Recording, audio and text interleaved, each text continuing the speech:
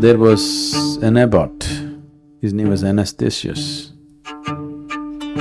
He had a holy book, a combo of Old and New Testament in a fine parchment, a nice book, a well-made book.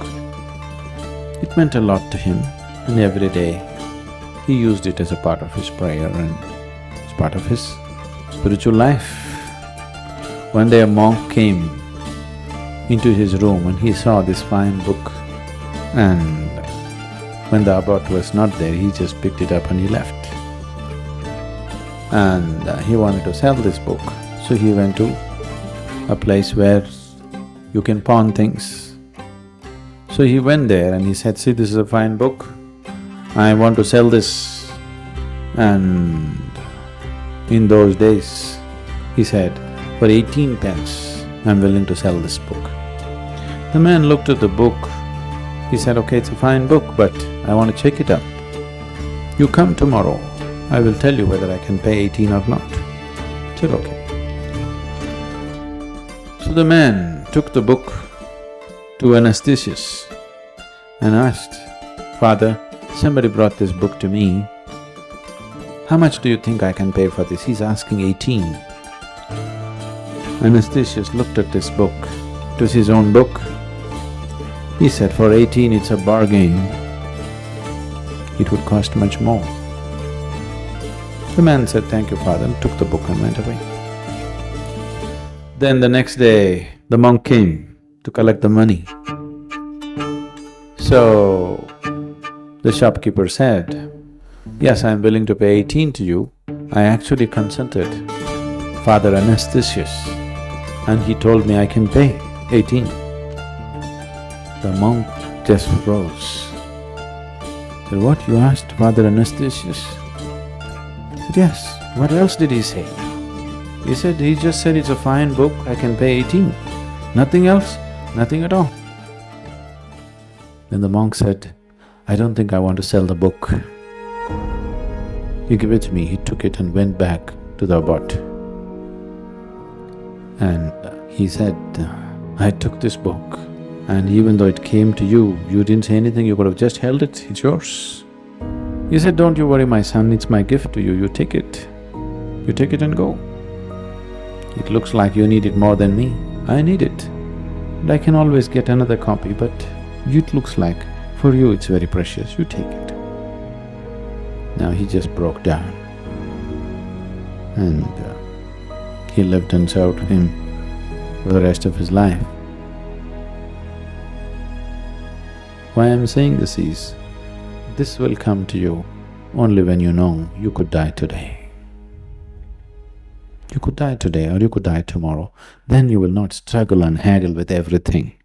You're willing to let go of things. When you believe you're going to be here forever, you go on accumulating and struggling with these things.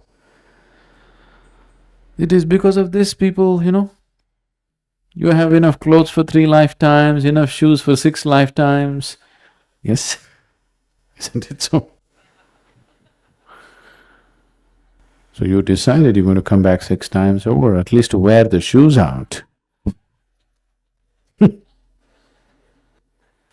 At least the shoes shouldn't go waste, isn't it? Most people think, generally in the world, they believe that if they die in their sleep, it's wonderful. What a horrible desire. You want to die unaware?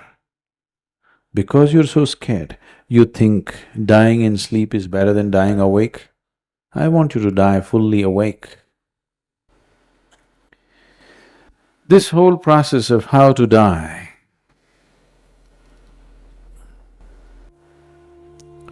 there is a whole art and a science behind it as to how to die.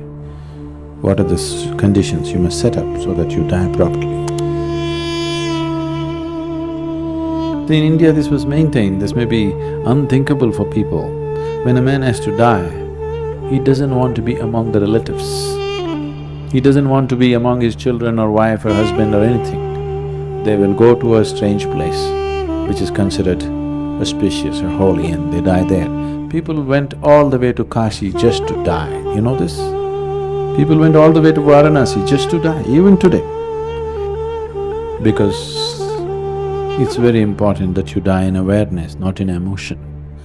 The last moment of transition decides many things. It's very easy to untie the knots of everything that you've accumulated at that final moment. Meditation is like death, please see. If you really become meditative, it's almost death-like. Everything that you call as myself will die in meditation. Your personality, your accumulation, everything just falls apart. So in that moment, untying the bondages is easy, that's why meditation. So if you did not meditate, at least death, at least the natural process that is offered to you must be made use of, isn't it? A person who meditates is consciously willing to die every moment of his life. That's why he goes into meditation, so that he's constantly aware of the mortal nature of his existence, so that he doesn't become egoistic and stupid. If you know you will die tomorrow, suddenly you will see, you will have no anger, you will have no remorse, you will have no hatred, you will have no jealousy against anybody, you will become very loving and nice. You will. And who told you will not die tomorrow? Who gave you a guarantee that you'll not die tomorrow? Yes? Did anybody give you a guarantee card that you will not die tomorrow? There is no guarantee, isn't it? An intelligent being will live with this awareness. It could be just today. Why tomorrow? It could be today. And when we live with this awareness, you will live life fully, totally. What you call as life is just a brief happening. Once you're constantly aware of this, you will come alive. When you live here thinking you're immortal and eternal, then you live a stupid life because you can always do it tomorrow, you know. When to do Shambhavi? Tomorrow.